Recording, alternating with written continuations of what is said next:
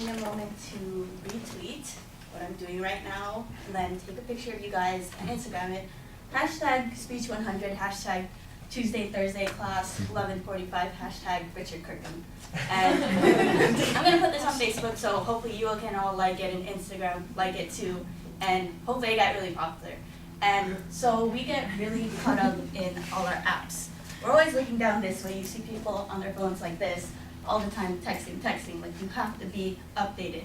But is it that we get so caught up in our smartphones and all these apps that we can get, Shazam, Tumblr, Facebook, tweeting, that we get distracted away from actually verbalizing to people around us, to actually having face-to-face conversations?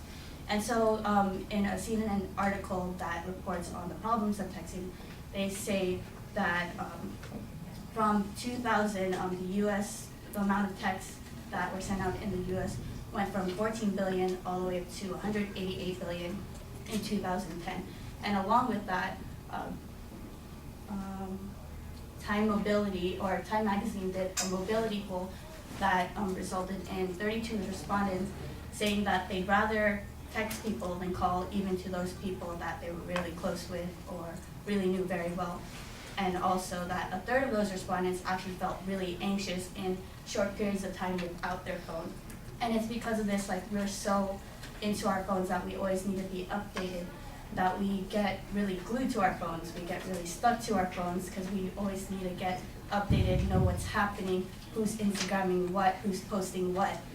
And for example, an all-girls school in Western Australia got really concerned with this, that they actually banned having phones on the playground because they thought the students would favor their smartphones over actually having face-to-face conversations. And when is it that you go out with your family or friends and you're all around the dinner table at a restaurant and everyone's just like this?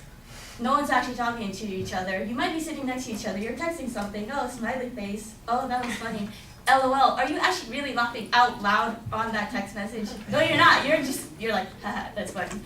But other than that, you're not really rolling on the floor laughing or laughing out loud or anything like that.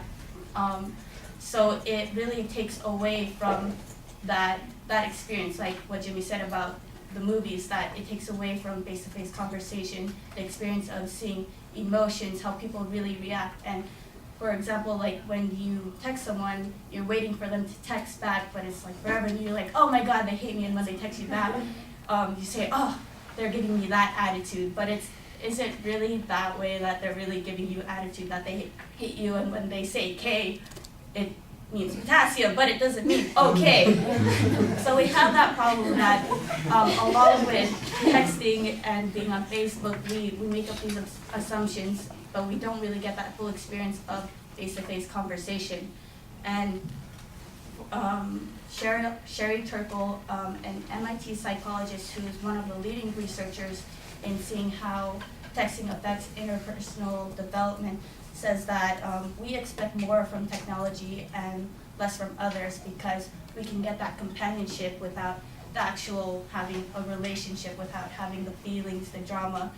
And it's because it's that ease of technology that we can go to real quickly for that communication, that entertainment, that information, that it's so easy to get that simple relationship with all that drama. And so if we're not able to really talk to each other and, show each other emotion, be mad, really laugh out loud at each other, and actually see each other rolling on the floor laughing, we can't get that full experience of having a face-to-face conversation and developing interpersonal skills with each other.